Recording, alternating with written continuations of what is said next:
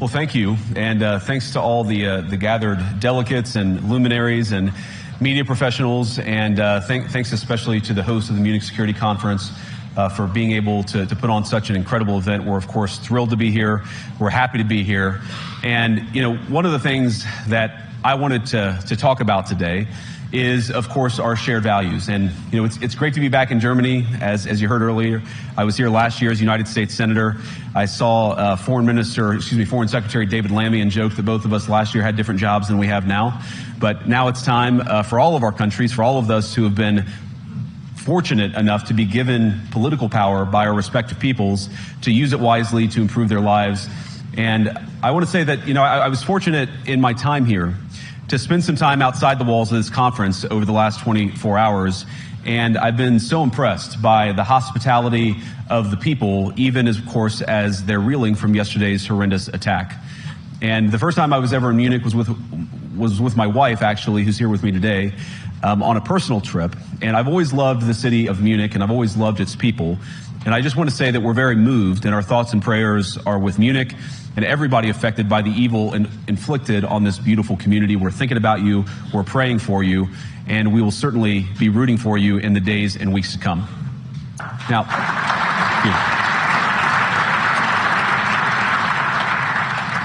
I hope that's not the last bit of applause that I get, but we gather at this conference, of course, to discuss security. And normally, we mean threats to our external security. I see many great military leaders gathered here today. But while the Trump administration is very concerned with European security and believes that we can come to a reasonable settlement between Russia and Ukraine, and we also believe that it's important in the coming years for Europe to step up in a big way to provide for its own defense, the threat that I worry the most about vis-a-vis Europe is not Russia, it's not China, it's not any other external actor. And what I worry about is the threat from within, the retreat of Europe from some of its most fundamental values shared with the United States of America. Now, I was struck that a former European commissioner went on television recently and sounded delighted that the Romanian government had just annulled an entire election. He warned that if things don't go to plan, the very same thing could happen in Germany, too. Now, these cavalier statements are shocking to American ears. For years, we've been told that everything we fund and support is in the name of our shared democratic values. Everything from our Ukraine policy to digital censorship is billed as a defense of democracy. But when we see European courts canceling elections and senior officials threatening to cancel others, we ought to ask whether we're holding ourselves to an appropriately high standard. And I say ourselves because I fundamentally believe that we are on the same team. We must do more than talk about democratic values, we must live them. Now, within living memory of many of you in this room, the Cold War positioned defenders of democracy against much more tyrannical forces on this continent. And consider the side in that fight that censored dissidents, that closed churches, that canceled elections. Were they the good guys? Certainly not. And thank God they lost the Cold War. They lost because they neither valued nor respected all of the extraordinary blessings of liberty. The freedom to surprise, to make mistakes, to invent, to build. As it turns out, you can't mandate innovation or creativity, just as you can't force people what to think, what to feel, or what to believe. And we believe those things are certainly connected. And unfortunately, when I look at Europe today, it's sometimes not so clear what happened to some of the Cold War's winners. I look to Brussels, where EU commissars warn citizens that they intend to shut down social media during times of civil unrest the moment they spot what they've judged to be, quote, hateful content. Or to this very country, where police have carried out raids against citizens suspected of posting anti-feminist comments online as part of, quote, combating misogyny on the internet, a day of action. I look to Sweden, where 2 weeks ago the government convicted a Christian activist for participating in Koran burnings that resulted in his friend's murder. And as the judge in his case chillingly noted, Sweden's laws to supposedly protect free expression do not, in fact, grant, and I'm quoting, a free pass to do or say anything without risking offending the group that holds that belief. And perhaps most concerningly, I look to our very dear friends, the United Kingdom, where the backslide away from conscience rights has placed the basic liberties of religious Britons in particular in the crosshairs. A little over 2 years ago, the British government charged Adam Smith Connor, a 51-year-old physiotherapist and an Army veteran, with the heinous crime of standing 50 meters from an abortion clinic and silently praying for 3 minutes. Not obstructing anyone, not interacting with anyone, just silently praying on his own. And after British law enforcement spotted him and demanded to know what he was praying for, Adam replied simply, it was on behalf of the unborn son he and his former girlfriend had aborted years before. Now, the officers were not moved. Adam was found guilty of breaking the government's new buffer zones law, which criminalizes silent prayer and other actions that could influence a person's decision within 200 meters of an abortion facility. He was sentenced to pay thousands of pounds in legal costs to the prosecution. Now, I wish I could say that this was a fluke, a one-off crazy example of a badly written law being enacted against a single person. But no, this last October, just a few months ago, the Scottish government began distributing letters to citizens whose houses lay within so-called safe access zones, warning them that even private prayer within their own homes may amount to breaking the law. Naturally, the government urged readers to report any fellow citizen suspected guilty of thought crime. In Britain and across Europe, free speech, I fear, is in retreat. And in the interest of comedy, my friends, but also in the interest of truth, I will admit that sometimes the loudest voices for censorship have come not from within Europe, but from within my own country, where the prior administration threatened and bullied social media companies to censor so-called misinformation. Misinformation like, for example, the idea that coronavirus had likely leaked from a laboratory in China. Our own government encouraged private companies to silence people who dared to utter what turned out to be an obvious truth. So I come here today not just with an observation, but with an offer. And just as the Biden administration seemed desperate to silence people for speaking their minds, so the Trump administration will do precisely the opposite, and I hope that we can work together on that. In Washington, there is a new sheriff in town, and under Donald Trump's leadership, we may disagree with your views, but we will fight to defend your right to offer it in the public square, agree or disagree.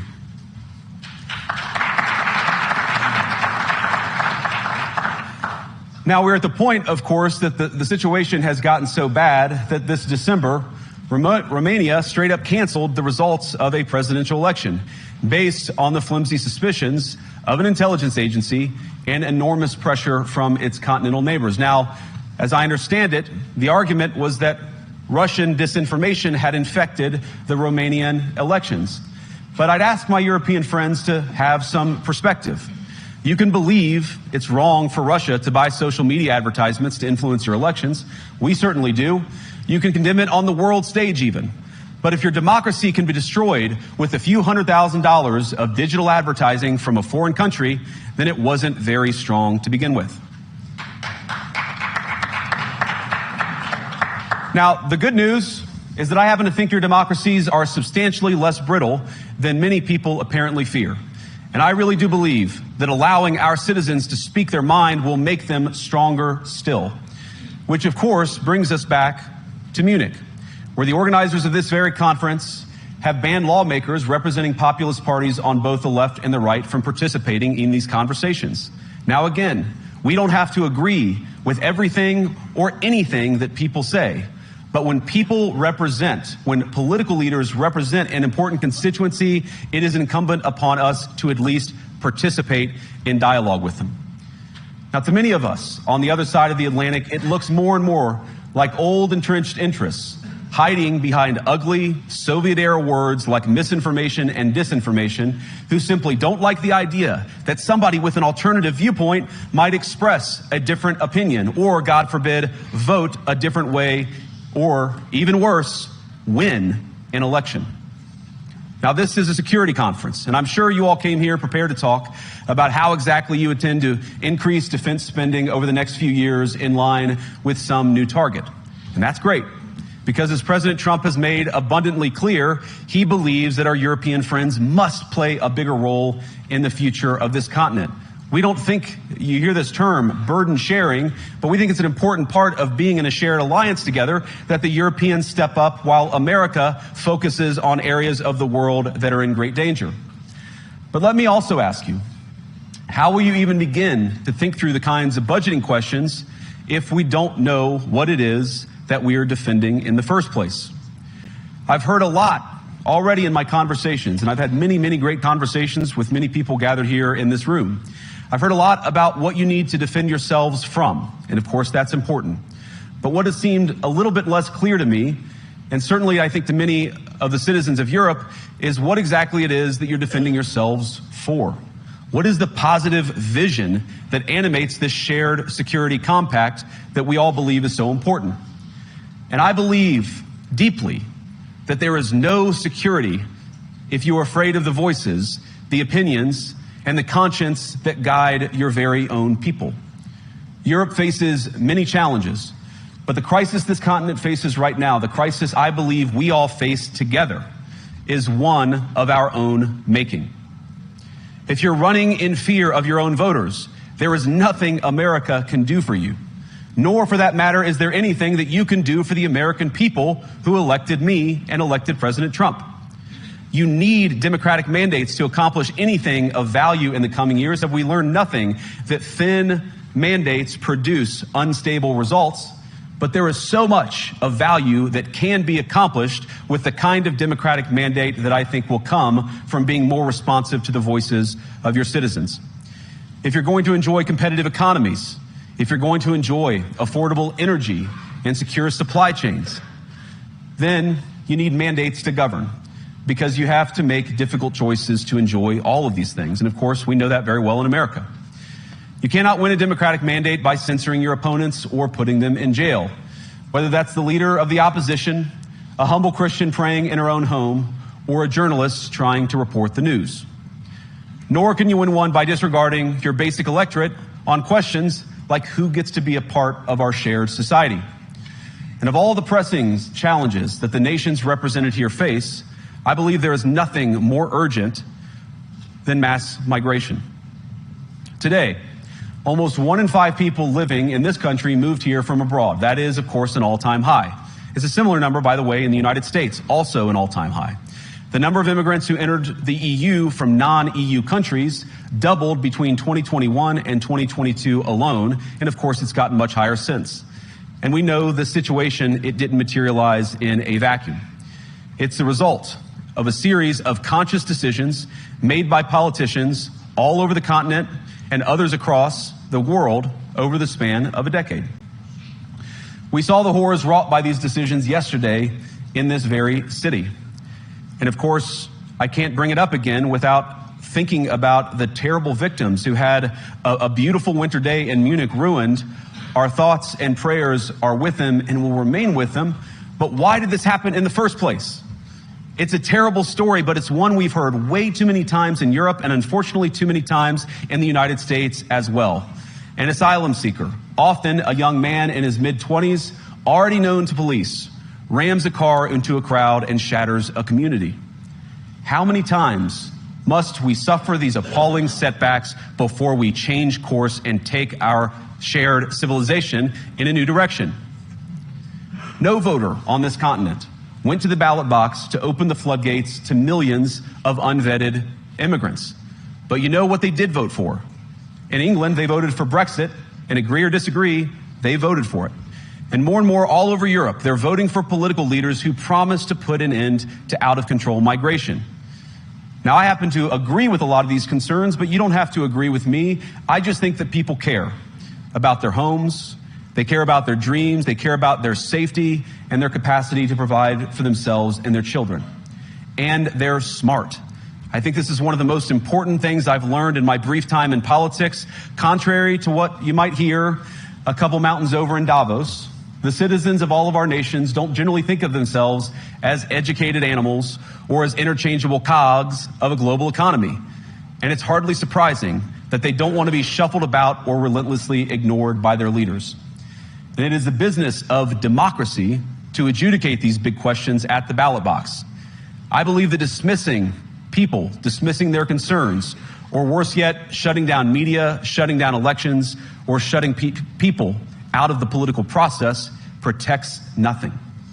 In fact, it is the most surefire way to destroy democracy. And speaking up and expressing opinions isn't election interference. Even when people express views outside your own country, and even when those people are very influential. And trust me, I say this with all humor, if American democracy can survive 10 years of Greta Thunberg scolding, you guys can survive a few months of Elon Musk. But what no democracy, American, German, or European, will survive is telling millions of voters that their thoughts and concerns, their aspirations, their pleas for relief are invalid or unworthy of even being considered. Democracy rests on the sacred principle that the voice of the people matters. There's no room for firewalls. You either uphold the principle or you don't. Europeans, the people, have a voice. European leaders have a choice. And my strong belief is that we do not need to be afraid of the future. You can embrace what your people tell you, even when it's surprising, even when you don't agree. And if you do so, you can face the future with certainty and with confidence, knowing that the nation stands behind each of you. And that, to me, is the great magic of democracy. It's not in these stone buildings or beautiful hotels. It's not even in the great institutions that we have built together as a shared society. To believe in democracy is to understand that each of our citizens has wisdom and has a voice. And if we refuse to listen to that voice, even our most successful fights will secure very little. As Pope John Paul II, in my view, one of the most extraordinary champions of democracy on this continent or any other, once said, "Do not be afraid." We shouldn't be afraid of our people, even when they express views that disagree with their leadership. Thank you all. Good luck to all of you. God bless you.